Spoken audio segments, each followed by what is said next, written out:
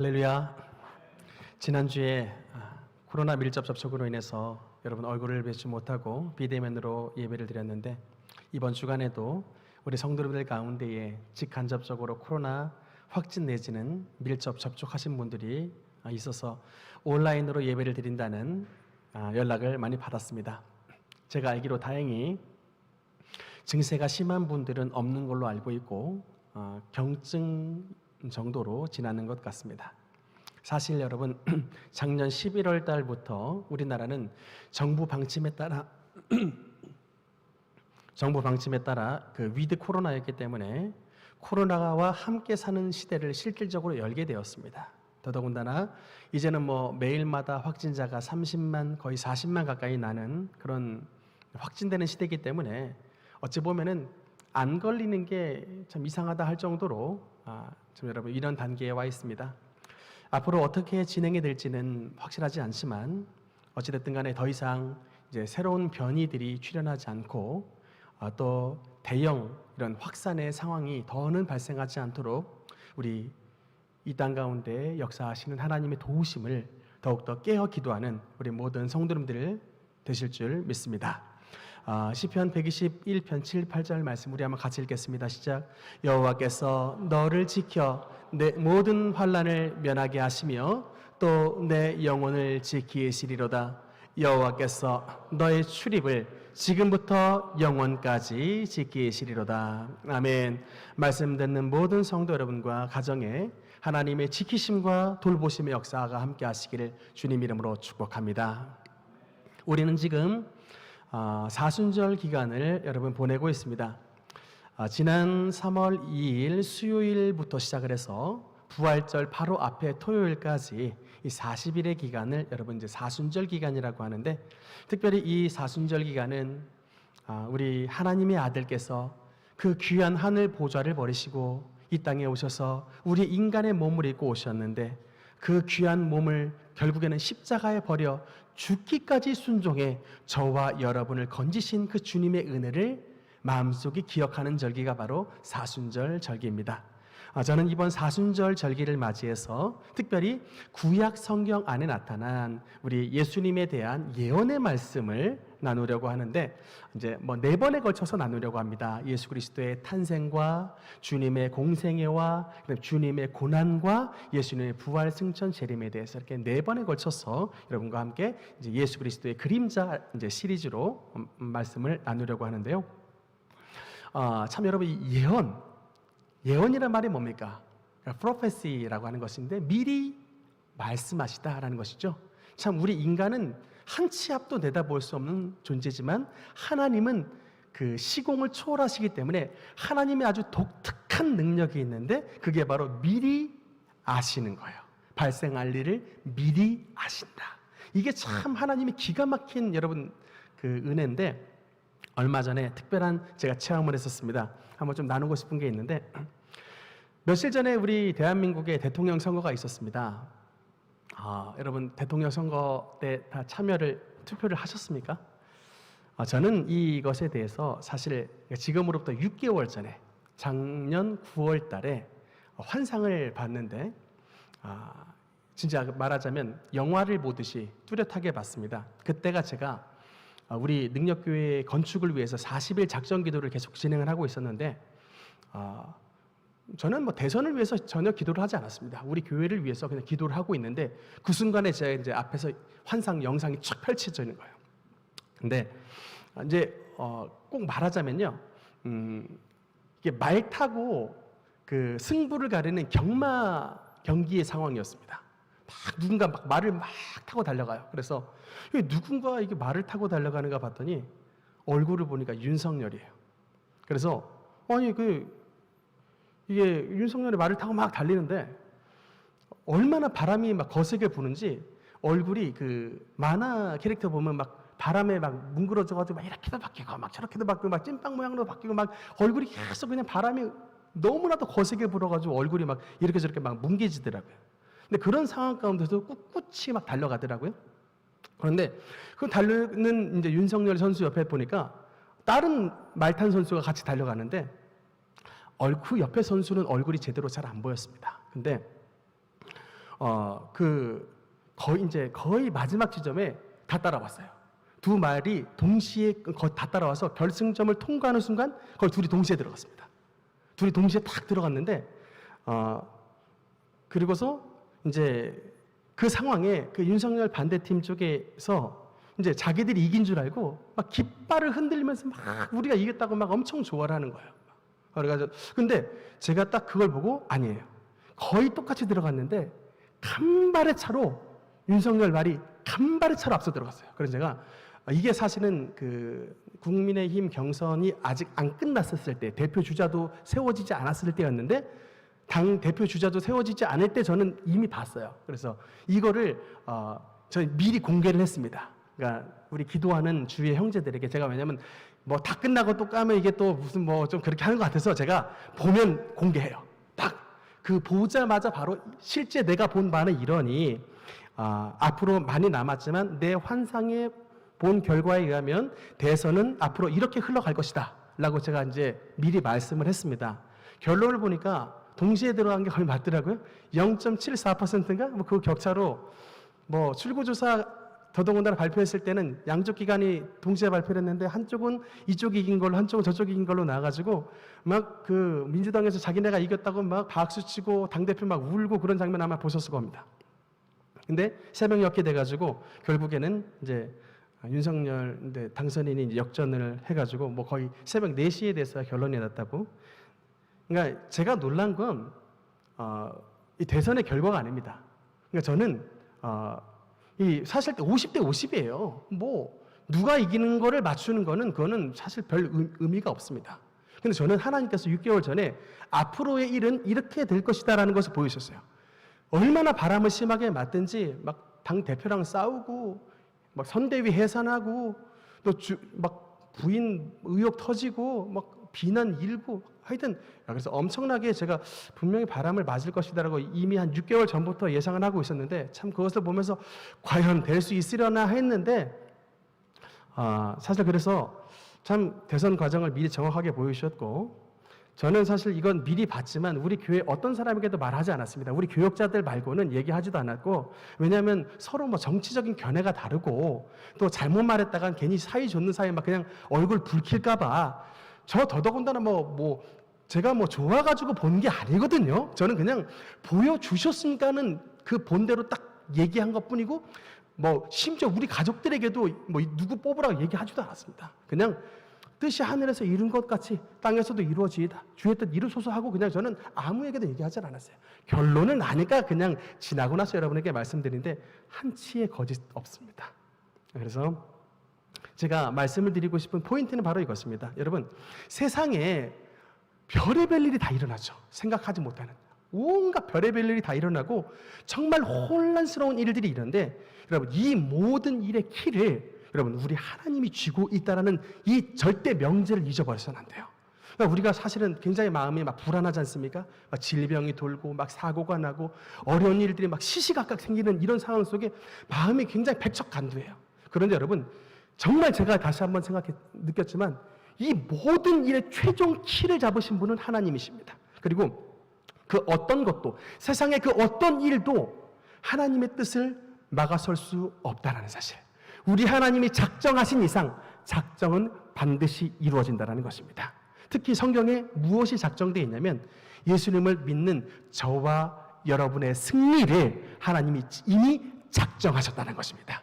여러분 우리의 예수 그리스도를 믿는 크리스천의 종국은 승리로 끝납니다. 기쁨으로 끝납니다. 감사로 끝나는 것입니다. 여러분 지금은 우리가 하나님 나라의 원래 우리는 하나님 나라를 상속받을 상속자예요. 하나님 나라 영광에 들어갈 주님의 보좌와 함께 앉을 주님의 신부들입니다. 그러나 우리는 그 상속자와 그 영광의 보좌를 향한 지금 순례길을 가는 거예요. 그 길을 통과하는 통로길입니다.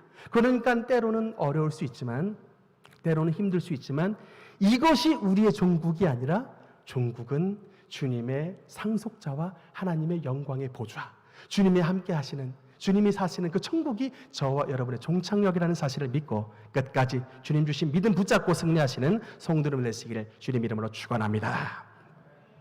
오늘 본문 창세기 3장 15절을 한번 같이 읽어보겠습니다. 시작. 내가 너로 여자와 원수가 되게 하고 내 후손도 여자의 후손과 원수가 되게 하리니.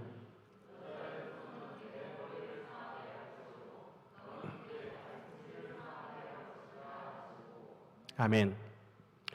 세상에 여러분 죄가 왜 존재할까? 사실 이거는 여러분 철학적인 질문이라고 생각할 수 있습니다. 근데 이거는 철학적인 질문이 아니라 성경이 분명히 우리에게 밝히 말씀하시는 겁니다. 여러분 큐티 많이 하십니까? 제가 여러분께 큐티 하는 장을 꼽으라고 하면 창세기 3장입니다. 이 3장은 너무나도 중요한 말씀인데, 왜냐하면 이 창세기 3장을 가리켜서 조직신학에서는 시초론이라고 해요. 뭐라고요? 시초론. 이게 뭐냐면 세상에 생겨난 모든 것들에 대한 근원을 말씀을 하는 거예요. 이거는 어떤 인간의 사상과 철학으로 말한 게 아니라 하나님의 영감을 받은 모세가 주님의 계시를 받아 세상에 어떻게 이런 세상에 있는 것들이 생겨나게 되었는가를 말씀한 시초론이 바로 창세기 3장의 말씀입니다. 그러니까 우리 인간이 왜 죄를 지었고, 우리 인간의 세상에 왜 악이 들어왔고, 우리 인간의 세상에 여러 가지 사고와 비극이 왜 가득 차게 되었는가, 하나님이 만드시지 않은 사망이 왜 들어왔고, 질병이 왜 들어왔고, 공포가 왜 생겼고, 부끄러움이 왜 생겼는지를 여러분 이 시초론 창세기 3장에서 분명히 말씀합니다.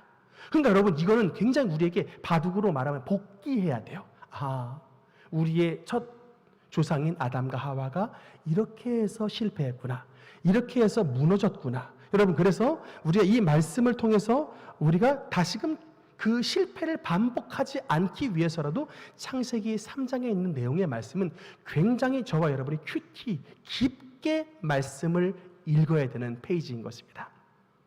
키워드를 3가지로 정리할 수 있습니다. 첫째, 마귀. 왜 인간의 세상에 죄가 존재했을까? 첫째, 마귀. 둘째, 탐심. 셋째, 교만. 이 3가지 키워드로 정리할 수 있습니다. 아, 마귀라는 놈 때문에 일단 우리가 이 세상에 죄가 들어왔구나. 그런데 그 마귀라는 놈이 제일 처음에 들어왔을 때 우리가 탐심과 교만을 부리지 않았다면 그 놈은 그 놈이고 우리는 우리예요.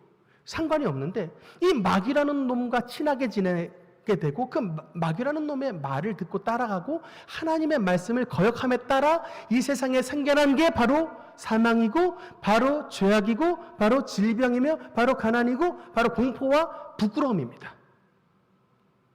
하나님이 만드시지 않은 것들이 우후죽순으로 생겨나게 됐던 거예요. 그것은 바로 하나님의 말씀을 듣지 않고 악한 것의 말을 들었던 우리 조상들로 말미암아. 창세기 3장 1절 우리 한번 읽겠습니다. 시작. 그런데 뱀은 여호와 하나님이 지으신 들짐승 중에 가장 간교하니라. 뱀이 여자에게 물어 이르되 하나님이 참으로 너희에게 동사한 모든 나무의 열매를 먹지 말라 하시더냐. 아멘. 여러분 이 마귀의 거짓말을 한번 보세요. 마귀의 성경에 나온 마귀의 첫 번째 말이 바로 이것입니다. 창세기 3장 1절. 마귀의 일성은 굉장히 중요한 거예요. 어떻게 하면 저놈들을 내 종으로 만들까? 이게 뱀이잖아요. 뱀이 딱 삼키려고 계획을 세우는데 어떻게 하면 저놈들을 삼킬 수 있을까? 그 나름대로 작전, 스트래티지를 세우는데 그 첫성이 바로 이거예요. 하나님이 진짜 너희에게 동산에 있는 모든 나무의 실과를 먹지 말라 하시더냐. 여러분 이 말씀은 뭐예요? 마귀는 거짓의 압이라는 겁니다. 다시 한번 따라합시다. 마귀는 거짓의 압이. 마귀는 여러분 진짜 거짓의 압이에요. 하나님이 뭐라고 말씀하셨습니까? 동산에 있는 모든 건 다 먹어도 좋다. 동산에 있는 모든 실과는 다 너희의 소유다. 딱 하나. except one. 딱 하나. 선악과 말고 10,000가지 열매 가운데 9,999개는 다 너 거야. 딱 하나. 선악과만. 이거는 창조주와 피조물 사이의 경계를 나타내는 것이기 때문에 너희의 것이 아니야. 딱 하나 빼고 나머지 9,999개는 다 너희 것이야 라고 하셨는데 마귀는 이것을 팍 바꿔서 뭐라고 말합니까? 진짜 하나님이 동산에 있는 모든 실과를 먹지 말라 하더냐? 이런 거짓말쟁이가 어디 있어요? 다 먹으라 그러셨지. 하나 빼고. 그런데 그 하나 안 준 것 가지고 마귀는 어떻게 만들어요? 9,999개를 다 안 준 것 같이 만든다니까요. 여러분 마귀가 들어오면 바로 이렇습니다. 좋은 집 살아요. 좋은 차 탑니다. 사회적 지위가 높아요. 가정도 화목해 보입니다.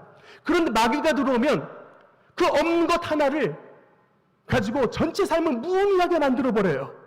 혹여 여러분 마음속에 그 지금 불만으로 말미암아 살 낙이 없는 분 혹시 계십니까? 여러분 진짜 엄청나게 많은 것들 여러분 다 가지고 있습니다. 제가 병원에 자주 가잖아요. 안과 가면 눈만 건강한 것도 축복이에요. 여러분 정형외과 가면 그냥 발가락 10개만 있는 거 그것만 봐도 감사하다고요. 여러분 간 치료받는 데 가면 그냥 간이 정상적으로 그냥 돌아가는 기능만 하는 것만 봐도 감사하니까요. 여러분 우리 몸을 이거 수술하면요. 이게 그냥 우리 몸 이 장기 이식들 하면 최소한 여러분 10억 이상이 들어요. 여러분 그냥 그 의학적 가치로 말하면 여러분 이제 10억 이상을 들고 다니는 사람들입니다. 그런데 하나님이 이렇게 멀쩡한 육체 주셨는데 하나님이 아무것도 나에게 안 준 것 같이 그냥 맨날 불평불만 달고 살잖아요. 이 좋은 나라, 이 대한민국에 살고 있는데 헬 조선을 외치잖아요. 진짜 헬이 뭔지도 모르면서.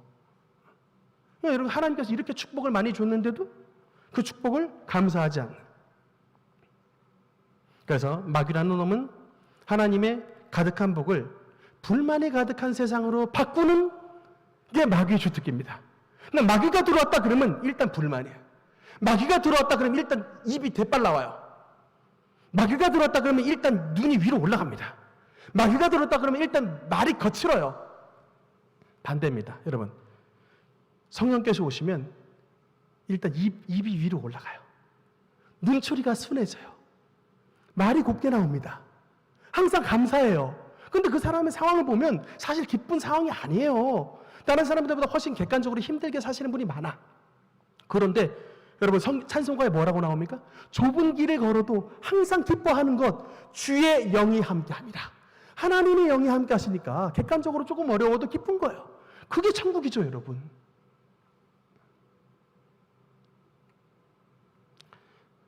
감사를 잃어버리니까 감사를 잃어버리니까 마귀가 그 마음에 의심을 집어넣고 그 의심의 통로로 뭐가 들어와요? 교만과 탐심이 들어오는 거예요. 그러니까 여러분 일단 마음을 뺏기지 말아야 돼. 하나님이 말씀하시는 그 말씀을 마귀랑 대결하듯이 싸워서 조용히 해라, be quiet 외쳐야 되는 거예요. 입 닫으라, 마귀. 너 입 닫어. 하나님이 나를 사랑하시는데. 마귀 너 입 닫어. 하나님이 나를 사랑하셔서 아들 독생성자 예수까지 희생시켰는데 입 닫어. 마귀 소리 질러야 돼요. 마귀가 더 이상 생각에 틈타지 못하도록 소리를 질러야 된다고요. 하와가 참으로 동산나무에 있는 모든 실과를 먹지 말라 하시더냐 할 때 하와가 뱀을 향해서 소리 질렀으면 여러분 이 비극이 나타났겠습니까? 소리 안 지르고 그 말에 넘어가 버리는 거예요. 선동돼 버리는 거예요. 진짜 그러네? 이거 하나 안 주신 하나님을 의심하고 또 슬쩍이 하나님과 높아지고 싶은 교만에 들고 또 열매를 바라보니 지혜롭게 할 만큼 탐스럽기도 한 열매니 교만과 탐심으로 말미암아 결국 하나님을 배신하는 거예요. 선악과는 배고파서 먹은 게 아닙니다. 선악과를 먹은 동기는 하나님의 자리를 찬탈하고 싶은 마귀의 유혹을 받은 거예요. 그 마음이 똑같이 여러분 그러니까 임플란트 된 거예요. 여러분 죄가 임플란트 되었다. 임플란트가 그렇죠. 내 이빨이 아닌 게 내 잇몸으로 오는 거잖아요. 마귀를 가까이 하니까 마귀의 사상이 나에게 임플란트 된 거예요. 심겨지는 거예요. 그러니까 여러분 좋은 친구를 사귀셔야 돼요. 좋은 분들을 교제하셔야 돼요. 여러분 우리 크리스천들은요 정말 세상으로 나가는데 주저하셔야 돼요. 그러니까 우리 크리스천들은 서로 가까이 해야 됩니다. 왜냐하면 세상 친구는 사실은 정말 우리의 친구지만 영적으로 보면 마귀의 사상과 마귀의 생각과 마귀의 힘이 물이 들어져 있는 사람들이에요. 여러분하고 만나면 참 도움이 안 돼요. 괜히 그 친구들 만나면 그냥 돈 자랑 듣고 막 세상 얘기 듣고 저 많이 해봤습니다. 걔들 진짜 막 억대 연봉 받고 있고 막 회계사고 LH에 있고 뭐 아주 막 사회적 지위가 나름대로 올라간 친구들이라. 근데 갔다 오면 제가 복음의 빛과 막 이게 주님의 예수의 향기를 나타나는 게 아니라 저들의 죄를 묻어와요. 목회 괜히 했나? 나랑 똑같은 대학 나왔는데 난 이게 지금 뭐니? 이게 묻어와요. 그러니까 여러분 그래서 우리가 세상의 빛과 소금이 된다고 하는 것은 참 주님의 말씀으로 많이 무장을 하고 나가야 되는 거예요. 정신 안 차리고 나갔다가 그냥 전염돼서 옵니다. 여러분, 참 이런 상황 속에 예수 그리스도께서 우리 인류의 모든 지었던 죄를 사하시기 위해 여인의 후손으로 오셨습니다. 특히 여인의 후손 가운데 처녀인 동정녀 마리아의 태를 통해서 이 땅 가운데 오셨습니다. 재미있는 설문조사가 있습니다. 미국 사람들에게 예수님의 동정녀 탄생에 대한 설문조사를 했다고 합니다. 그게 그냥 미국 일반 시민에게 조사를 한 게 아니라 예수님을 믿는 그 신자들에게, 교회 성도예요. 예수님의 동정녀 탄생을 믿으십니까? 라고 하는 설문조사를 했을 때 답변이 어떻게 나왔냐? 최근 자료입니다. 감리교 신자의 60%, 장로교 신자의 50%, 침례교 신자의 40%가 뭐라고 답을 했냐면 동정녀 탄생 믿을 수 없습니다. 라고 응답을 했답니다. 그러니까 그 신앙 좋은 나라의 미국의 교회를 다니는 성도의 거의 약 절반가량이 동정녀 탄생을 믿지 않는 그냥 그런 상태로 교회를 다니고 있다라는 참 놀라운 통계를 최근에 그 미국 크리스찬 투데이라고 하는 미국 신문의 자료에 의해서 한번 발표를 했는데 심각한 일입니다. 성경을 이제 성경대로 믿지 않고 그냥 교회를 하나의 교회 다니는 게 하나의 문화 현상으로 자리 잡는 그런 상황인데 여러분 이게 어떻게 이 동정녀 탄생을 믿는 믿음이 생길 수가 있느냐면 다른 게 아니에요. 그냥 하나님이 주신 그 믿음이 우리의 마음속에 들어와야 됩니다. 이거는 여러분 믿음은 지식이 아니에요. 그럼 내가 공부 많이 한다고 믿음이 생길 것 같습니까? 아니에요. 그러면 우리 벌써 어린아이들은 공부 많이 안 했는데 예수님 못 믿게요? 아니에요. 어린아이들도 마음속에 진짜 참 믿음이 있어요. 그거는 뭐 공부로 생겨난 게 아니야. 그냥 하나님의 성령께서 주시는 그 성령이 오셔서 우리에게 마음속에 주님을 믿는 믿음을 주시기 때문에 어린아이나 어른이나 노인이나 할 것 없이 하나님의 성령을 받으면 그 예수 그리스도의 동정녀 탄생이 그냥 진짜 믿어지게 됩니다. 그러니까 우리가 그래서 진짜 아직 마음속에 주님을 동정녀 탄생의 믿음이 없으신 분은 무엇을 위해 기도해야 되냐면 하나님 내 마음이 깨지게 하여 주시옵소서. 하나님 내 마음, 이 완고한 마음이 깨어져 내 마음의 왕좌를 내가 열어놓으니 내 마음속에 좌정해 주셔서 성령님 내 마음의 자리에 왕으로 임해 주시옵소서. 이렇게 성령님이 우리의 마음속에 왕으로 임재하시면 우리의 마음속에 예수님을 향한 이런 확고한 믿음이 생기고 절대 인간 세상에선 일어날 수 없는 동정녀를 통한 예수 그리스도의 탄생의 기적이 여러분 가운데 진짜 믿어지는 은혜가 나타나게 되게 되는 것입니다. 누가복음 1장 38절 우리 한번 읽겠습니다. 시작. 마리아가 이르되 주의 여종이 오니 말씀대로 이루어지이다. 아멘. 천사가 아멘. 여러분 예수 그리스도의 여인을 후손으로 오신 이 동정녀 탄생의 기적은 물론 우리 예수님의 어마어마한 희생이죠. 일단은 하늘의 왕자이신 하나님이 이 땅에 사람으로 오셨다. 이거 자체는 말로 다 할 수 없는 희생입니다. 그러나 또 한 분의 위대한 희생을 하신 분이 있으니 바로 예수 그리스도의 어머니 마리아입니다. 여러분 아까 읽었던 누가복음 1장 38절에 마리아가 이르되 주의 여종이오니 말씀대로 내게 이루어지이다 라고 말했을 때 여러분 이거는 가브리엘 천사가 수태고지 했을 때 마리아의 응답입니다. 이것은 뭐냐면 순종하겠습니다 라는 말입니다. 왜요? 나는 주님의 여종이오니 나는 주님의 종이니므로 나는 순종하겠습니다. 바로 이 말입니다. 여러분 이 말은 그냥 순종이 아니에요. 여러분 이때가 어느 때입니까? 제가 전에도 한번 말씀을 드린 적이 있는데 유대인 남자의 세 가지 기도가 있었던 때입니다. 유대인 남자는 그 당시에 세 가지를 기도했다고 합니다. 뭐라고 기도를 했냐면 하나님 내가 이방인으로 태어나지 않게 하심을 감사합니다.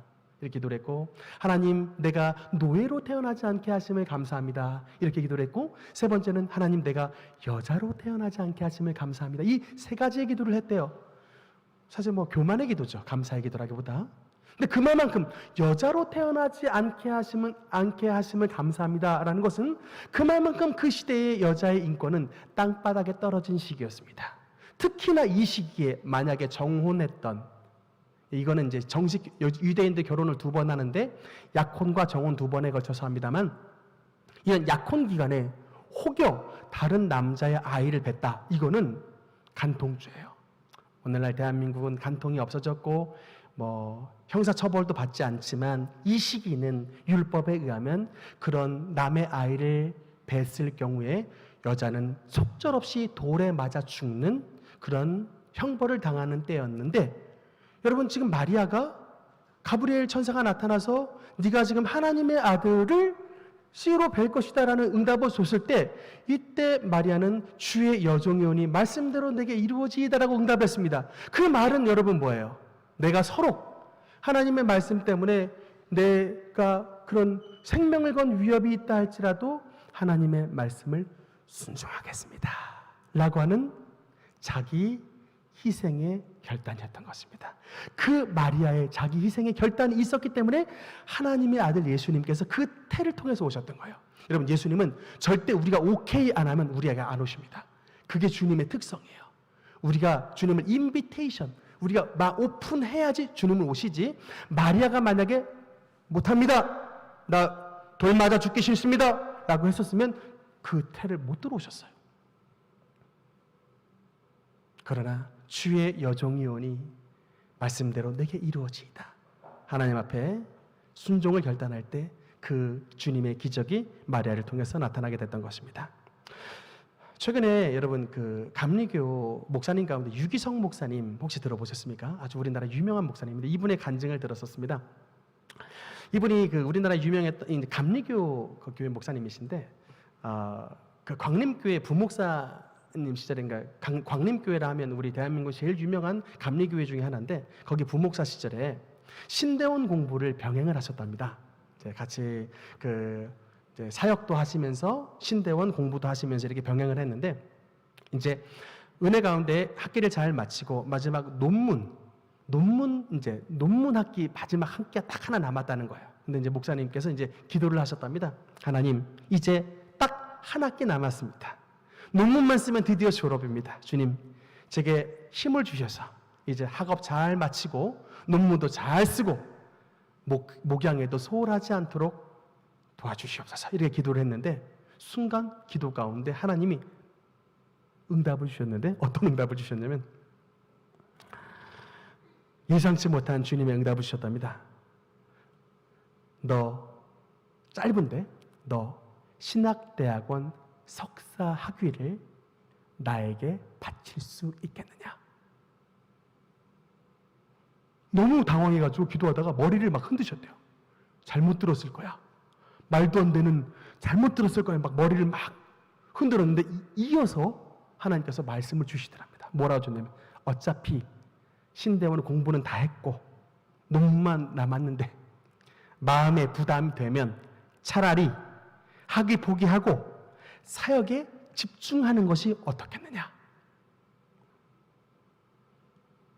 그러니까 한마디로 말하면, 우리로 말하면 이제 멘붕 응답이, 멘탈 붕괴 응답, 멘붕 응답.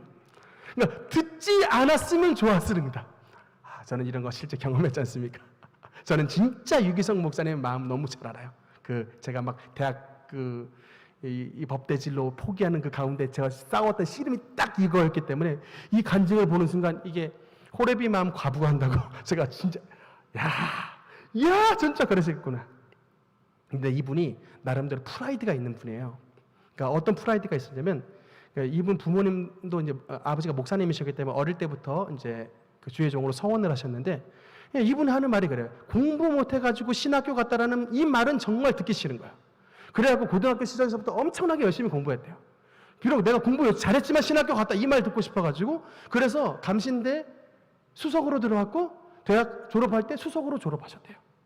그리고 이 과정에서도 그냥 이게 대학원 들어갈 때도 독일어 시험까지 패스를 해가지고 막 이제 그렇게 들어가신 거예요. 그냥 평범하게 들어가서 되는데 막 독일어까지 막 공부해가지고, 그래서 은연중에 뭐냐면, 나는 수석 입학 출신이야, 수석 졸업했어. 그러니까 은연중에 세상에 못다 이룬 꿈들을 이것을 통해서 그냥 대리 만족을 하셨던 그런 이제 상황이었는데, 그래가지고 은근히 그래도 저 유 목사는 공부 잘해 이런 말하는 게 은근한 이제 자기의 이제 프라이드로 자리가 잡혀 있었는데 갑자기 하나님이 이 마음을 하시고 석사 논문 탁 쓰는 마지막 학기 남을 때 그것을 나에게 바칠 수 있겠느냐 이 응답을 주셨다는 거예요.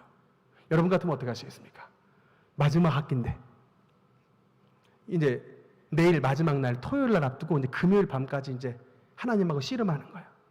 얼마나 공부에 막 이제 이게 미련이 가는지 막 고열이 막 펄펄 끓고 막 도무지 막 그냥 이걸 인정할 수가 없더래. 분명히 이거는 내가 잘못 들었을 거야. 이거는 주변에 상담도 했는데 10이면 10, 100이면 100 다 논문 따라 한 명도 그만두라고 말을 하는 사람이 없더래요.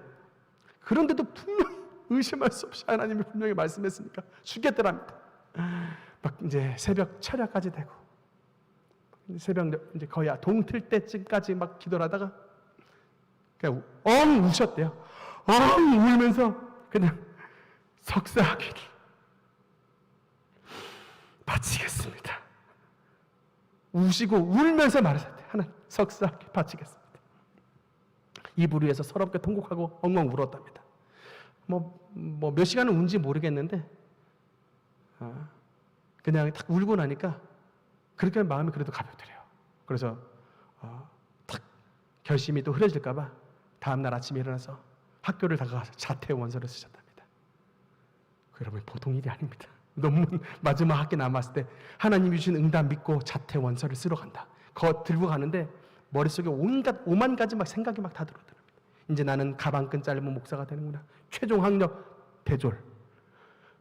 내가 이제 나는 그 순간부터 대형교회 목사는 이제 상실이 되는구나. 나에게 대형교회의 꿈은 사라지는구나. 나는 그냥 가방끈 짧은 목사가 되는구나. 막 이렇게 마음에 오만 가지 생각이 들면서도 그냥 그럼에도 불구하고 하나님 말씀 의지하여 딱 자퇴 원서를 내고 나오는데 하나님이 마음속에 아들아 잘했다. 아들아 수고했다. 막 음성을 주시더래요. 그러고 나서 6개월 있다가 이제 딱 6개월 기간 동안에 이제 학교 공부할 게 없으니까 뭐 했겠습니까? 맨날 이제 강림교회 이제 부목사 시절에 그렇게 열심히 그냥 목양하고 신방하고 그냥 열심히 그냥 하나님 말씀 막 증거해서 막 그냥 막 이제 학교는 못 다니까 더 막 설교 잘하고 더 뭐 충분히 기도 열심히 하겠다고 막 6개월을 그렇게 퍼부었는데 갑자기 부산 전화가 왔더랍니다. 부산에서 전화가 왔는데 부산에서 가장 오래된 부산 제일교회 담임 목사로 그 젊은 목사님을 청빙하겠다는 전화가 온 거예요. 자기는 나이도 너무 어렸고 학벌도 다른 사람들은 전부 PhD 석사 말고 박사 막 그것도 신학 박사 PhD 받은 사람이 질부리하게 집어넣는데 다 그만두고 그냥 학부 졸업생의 젊은 목사 유기성 목사를 담임 목사로 청빙하겠다는 그것도 부산에서 최고 오래된 교회가 하겠다는 전화가 왔다는 거예요. 그러니까 여러분 이 목사님께서 말씀하신 게 바로 이거예요. 하나님은 나를 위해 축복의 자리를 예비해 놓으셨는데 나는 그 하나님의 축복을 못 보고 내가 포기하는 이 학위에 내 눈이 멀어가지고 그걸 그렇게 밤새 울었는데 사실은 생각해보니 기뻐해야 된다는 거예요. 하나님이 마련하신 그 은혜를 보면 내가 기쁘게 포기를 해야 되는데 내 욕심에 이게 내 스펙이 되니까 내가 나만 바라보니까 하나님의 원대한 꿈을 못 봤는데 정말 하나님께서 우리에게 말씀하실 때는 그 말씀에 책임을 져주신다. 그래서 지금 자기는 비록 최종 학력은 그냥 신학교, 대학교 졸이지만 진짜 제가 찾아봤어요. 신학교 졸이에요. 딴 거 없어요. 그런데 여러분 누가 유기성 목사님 학벌 가지고 따진 사람 있습니까? 지금 대한민국의 최고 설교자 하시는 목사님이에요. 최고 유명하신 목사님입니다. 최고로 선한 영향력을 미치는 목사님이에요. 여러분 하나님의 능력을 여러분의 생각으로 재단하지 마세요. 바로 이겁니다. 제가 제일 잘했던 것 중에 하나가 하나님께서 포기하라고 하셨을 때 그때 포기했던 거. 지금 그 은혜를 누리잖아요. 물론 저도 막 로스쿨 막 이런 거 자료 나올 때 저도 여러분 가슴이 막 사실 쓰린 것. 왜냐하면 막 교회 개척하는데 다른 사람들 다 주변에 막 변호사 되고 막 그랬다는데 가슴이 아프죠. 그런 거 보면. 근데 지나고 나서 보면 참 우리가 그래도 이 작은 것 하나 포기했는데 하나님은 참 이런 하나님께서 좋은 교회 개척하게 하시고 참 좋은 건물도 예배해 놓으시고 하나님의 축복의 자리를 나가게 하는, 제가 지금 이 나이, 젊은 나이 때 다른 어떤 목사님들 요새 시대에 이룬 성취보다 더 많은 성취를 하나님께서 이루게 하셨습니다. 여러분, 하나님의 축복을 누리기 위해서는 여러분 하나 내려놓으셔야 돼요. 하나님께서 말씀하실 때 여러분의 내려놓은 그 자리에 주님의 선물을 놓으시는 하나님의 참 독특한 특성이 있으세요. 우리가 내려놓은 그 자리에 주님께서는 주님의 선물을 내려놓으시는 독특한 특성이 있습니다. 여러분의 내려놓은 가장 소중한 그 하나를 내려놓으면 주님께서는 더욱더 큰 은혜와 선물을 여러분에게 쏟아 부어주실 줄 믿습니다. 동정녀 탄생을 통해 주시는 또 하나의 중요한 교훈은, 여러분, 하나님은 처녀를 통해서 아이를 낳게 하시는 권능의 하나님이란 겁니다. 하나님은 불가능한 게 없다는 거예요. 그러니까 여러분, 이것이 우리 신앙이 되어야 됩니다. 여러분, 세상 믿을 수 있으면 왜 하나님 믿습니까? 교회 왜 나와요? 내 스스로 일할 수 있고 내 스스로 뭐 다 해결할 수 있으면 교회 나올 이유 없죠. 여러분, 근데 교회 나왔으면, 귀한 교회 나온 이상 뭘 얻어야 돼요? 내가 할 수 없는 능력을 하나님으로부터 받아야죠. 나의 이 짧은 경험과 나의 이 짧은 지식으로 해결할 수 없는 이거를 우리 전능하신 하나님의 능력 받아 여러분 해결해야죠. 그 하나님의 능력이 어떤 능력이라고요? 하나님의 아들을 인간의 처녀의 뱃속에, 자궁 속에 씨로 넣을 수 있는 그 권능이 우리 주님께 있는 거예요. 그 어떤 환경도 바꿀 수 있는 능력이 우리 주님의 손에 있습니다. 성경이 이것을 증언하고 있기 때문에 저와 여러분은 아멘하고 믿어야 되는 것입니다. 최근에 여러분 제가 좋아하는 목사님과 외국 목사님입니다. 케네스 해긴 목사님인데, 이분이 신유의 은사가 어마어마한 분이에요. 그러니까 적어도 세계적인 신유의 종 이렇게 단어가 붙으려면 기적들이 그냥 물밀듯 나타나요. 그러니까 조용기 목사님이 세계적인 신유의 종이지 않습니까? 우리 대한민국에서야 별로 조금 나쁜 소리도 듣지만 저 영어 설교도 자주 듣는데 정말 장난 아니에요. 해외에선 더 유명하면 대통령보다 더 유명해요. 근데 그와 마찬가지로 이 케네스 해긴 목사님의 이 간증을 잠깐 들었는데, 9살짜리 여자애가 왔는데 그 어머니의 손에 이끌려서 왔답니다. 근데 이 아이는 소아마비 환자였고, 소아마비다 보니까 그래도 한 다리라도 좀 멀쩡하면 좋은데 양쪽 다리가 다 너무나도 심각하게 발육이 안 됐습니다. 9살인데 걸을 수 없어요. 엄마가 안고 왔습니다. 그 집회에. 목사님 무릎에 앉혀놨는데 다리 사이즈를 보니까 여러분 집에 있는 수도 파이프 있죠. 물 나오는 수도 파이프 정도 크기. 그런데다 얼마나 다리가 힘이 없든지 헝겊인형 다리가 흔들리듯이 그냥 심하게 흔들리고 있는 상태. 근데 이제 저 같으면은 저런 아이가 만약에 집회 때 왔다면 간담회 선을 해가지고 안수 못할 것 같아요. 근데 목사님은 워낙 하나님의 능력이 출중하게 나타나셨던 분이기 때문에 그냥 주님의 능력 믿고 딱 다리에 손을 얹고 기도를 했는데 그게 있어요. 이 능력이 나가는 걸 느껴질 때가 있거든요. 탁 아이의 발을 잡고 기도를 하는데 예수님이 부어주시는 특별한 능력이 목사님의 손을 거쳐서 아이의 다리에 확 들어가더래요. 그래가지고 선포했습니다. 오늘 이 시간 예수님께서 이 아이의 다리에 주님의 치료의 능력을 부어주셨습니다. 선포를 하면서 회중을 다 일어나라고 그랬대요. 같이 그때 수백 명이 같이 있었는데 회중 다 일어나서 지금 이 아이가 여러분의 딸이라고 생각하고 여러분의 딸 아이가 소아마비가 걸렸으면 여러분은 어떻게 하겠습니까? 이 아이가 지금 여러분의 딸이라고 생각하고 이 딸아이를 위해 우리 딸이라 생각하고 우리의 딸 회복을 위해서 같이 뜨겁게 기도합시다. 막 기도하는데 하나님의 성령의 능력이 한량없이 부어지더랍니다. 그래서 그래 기도를 하고 손을 딱 뗐는데 결과가 어떻겠습니까? 열심히 기도하고 나았습니다 그랬으면 나아야죠. 근데 딱 기도를 끝나고 손을 뗐는데 아이는 다리가 하나도 바뀌지 않았어요. 여전히 기형이 없고 여전히 불구. 그냥 다시 아이의 어머니는 아이를 안고 제자리로 돌아갔습니다. 열흘 있다가 수술을 앞두고 있었대요. 아이가 이제 너무 다리를 걸을 수 없기 때문에 이제 이 휘어진 다리를 쫙 잡아서 일자로 곧게 만드는 이 이제 정형외과 수술이죠. 일자로 만드는 수술 1번.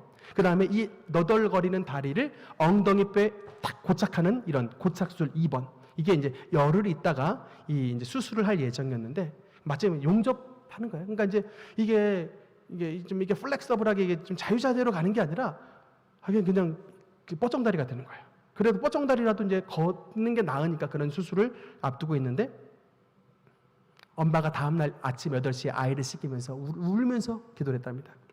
오 주님, 분명히 내가 하나님의 치유의 음성을 들었는데 왜 우리 아이를 치료하지 않으셨습니까? 오 주님, 왜 우리 아이는 치료시켜 주시지 않습니까?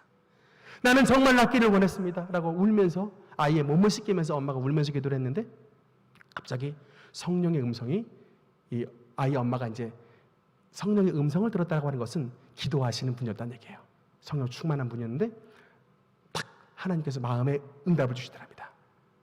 딸아, 너는 케네스 해긴 목사가 너에게 거짓말을 했다고 생각하느냐? 그때 깜짝 놀랐답니다. 목사님이 나에게 아닙니다. 목사님이 나에게 거짓말을 했다고 생각하진 않습니다. 그렇다면 거짓말을 했다라고 생각하지 않는다면 그 능력이, 그 치료하는 예수의 능력이 이 아이에게 역사한 것을 믿으라. 아이에게 역사한 것을 믿으라. 하나님께서 단호하게 말씀하시더래요. 근데 참 주님의 음성을 여러분 듣게 되면요, 마음속에 참 희한하게 음성을 듣기 전과 후는 정말 희한한 확신이 와요. 음성을 듣기 전에는 막 불안하고 답답하고 막 그런데 진짜 주님의 음성이 마음속에 확실히 임하면요, 그렇게 기쁠 수가 없고 그렇게 막 확신에 찰 수가 없어요. 그래가지고 이 분이 이제 눈물을 탁 닦고서 기쁨으로 외쳤대요. 네, 하나님, 그렇습니다. 나는 어젯밤 케네스 해긴 목사님을 통해 우리 아이의 다리에 주님의 치료의 능력이 임한 줄 믿습니다. 선포했대요. 근데 딱 그렇게 선포를 한 다음에 갑자기 어머니가 이 뒤에서 뭔가 이게 터지는 거라고 표현을 하는데 뭔가 터지는 소리가 들렸는데 비유하자면 마치 나뭇가지가, 마른 나뭇가지가 뚝 하고 부러지는 것 같은 그런 부러지는 소리가 탁, 터지는 소리가 탁 들려서 그 소리가 나는 곳을 딱 바라봤더니 그 아이의 다리가 어머니의 눈 앞에서 두 다리가 쭉 하고 바로 정상적으로 세워지는 역사를 이 아이의 어머니가 실질적 눈으로 바라봤던 거예요. 그냥 고쳐져 있는 상태가 아니라 그 앞에서 다리가 이렇게 쭉 원상, 어린아이, 보통 정상적인 아이의 다리로 쭉 하고 길어지더래요. 그 전날에는 이 아이의 다리가 휘어진 것을 수백 명의 집회 참가자들이 봤는데 다음날 그 아이가 다른 아이들과 함께 막 마당에서 뛰노는 모습을 보고 거기에 있는 모든 성도들이 눈물로 하나님 앞에 감사를 하고 주님의 기적을 찬양하는 역사를 체험을 했던 것입니다. 저는 이 말씀을 보면서, 근데 여러분 이 기적이, 다리 고쳐진 기적이 여러분 말하자면 그쪽 세계에서는 굉장히 흔한 기적이에요. 제가 자주 인용하는 피터 와그너 목사님은 다리 환자를 짝다리를 길게 만든 것을 50명을 고쳤다 그래요. 50명. 이분은 여러분 세계적인 풀러 교수, 교회 성장학 교수님인데 의사보다 다리를 더 잘 고쳐. 교수님인데 의사보다 다리를 더 50명을 고치셨다니까요. 이거를 실제로 조영기 목사님과 한동대 총장님이 실제로 그 앞에서 보셨다잖아요. 김영길 총장님 보고 그냥 너무 놀래가지고 바닥에 엉덩방아 찔 뻔했대요. 너무 놀래가지고 진짜 고쳐버리시더래요. 근데 여러분 제가 참 이 말씀을 보면서 느낀 게 한 가지 있습니다. 우리에게 왜 이런 기적이 나타나지 않을까? 그러니까 여러분 이게 바로 문제입니다. 포인트가 우리에게는 왜 이런 기적이 너무나도 먼 이야기일까? 우리는 이 기적을 진짜 믿지 않기 때문입니다. 여러분, 그러니까 이게 무슨 말이냐면 여러분이 안 믿는다는 얘기가 아니에요. 근데 비상적으로 믿는 거야. 그럴 수 있지. 진짜 믿는 사람은 여러분 그 일이 나타나기 위해 여러분 이 기도하는 게 달라요. 기도의 에너지가 다릅니다. 기도의 시간이 달라요. 기도의 열정이 다릅니다. 기도의 능력이 달라요. 근데 오늘날은 이것을 그냥 인정 안 하고 뭐 아프면 정형외과 가면 되고 좋은 선생님 만나면 되지. 굉장히 마음이 레이지, 굉장히 나태해요. 주님을 향한 간절함이 없어. 뭐 이런 건 얘기하면 또 뚱딴지 같은 얘기한다고 도리어 비하하는 성도들도 굉장히 많습니다. 그러니까 여러분, 능력은 믿는 자 가운데 역사하는 것입니다. 그러니까 진짜 이거를 믿으면 이것과 싸움을 해야 되는 거예요. 믿음의 싸움을 해야 됩니다. 기도의 싸움을 해야 되는 거예요. 기도의 화력이 달라야 돼요. 여러분, 100도씨에서는 물밖에 못 끓지만 1000도씨가 넘어가면 도자기를 굽게 되는 거예요. 화력이 다릅니다. 100도씨의 기도와 500도씨의 기도와 1000도씨의 기도는 다른 거예요. 나타나는 역사가 달랍니다. 물론 기도지만 더 뜨거운 여러분 화력을 가하면요, 더욱더 하나님의 우리가 알지 못하는 놀라운 기적이 나타나게 되는 것이에요. 이런 여러분 진짜 1000도씨의 화력을 통해서 기도하잖아요. 암병 치료받습니다. 진짜 치료받아요. 단언코 말씀드립니다. 100도씨 기도로는 잘 치료 못 받아요. 센 놈이 들어와서.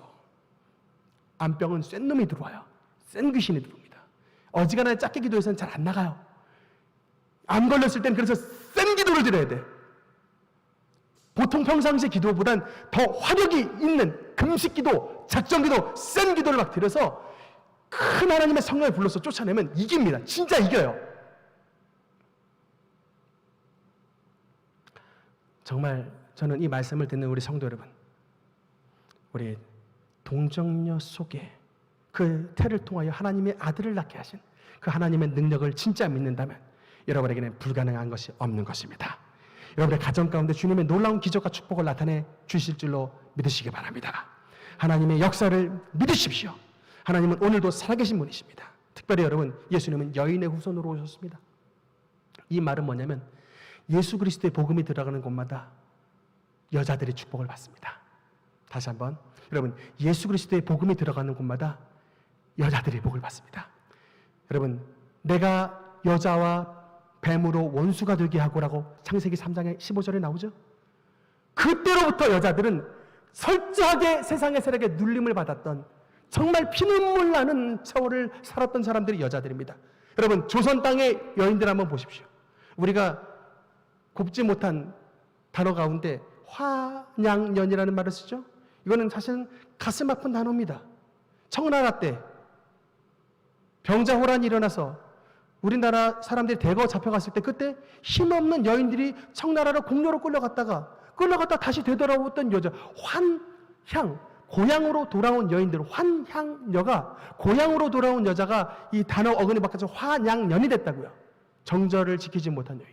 그게 왜 정절을 지키지 못한 여인입니까? 나라가 힘이 없어가지고 여인을 뺏겨서 그렇지, 여자들이 가고 싶어서 갔냐고요. 그렇게 눈물의 역사를 살았던 조선 땅입니다. 이 그냥 조선 시대의 역사만이 아니라 고려 시대에도 그렇고, 최근까지는 일제 침략기 때 위안부 할머니들 끌려가가지고 일본한테 유린당했잖아요. 그분들이 지금 90살이 넘으신데 아직도 눈을 못 감고 계시잖아요. 이 나라 여러분 안보는 우리의 생명입니다. 약한 나라를 만들면 그 괴로움은 몽땅 우리가 안는 거예요. 하나님께서 분명히 말씀하셨습니다만, 전 정치 얘기 잘 안 하는데 응답받은 건 분명히 말합니다. 한국과 미국과 일본의 군사 공조가 있는데 쥐소미아가 있습니다.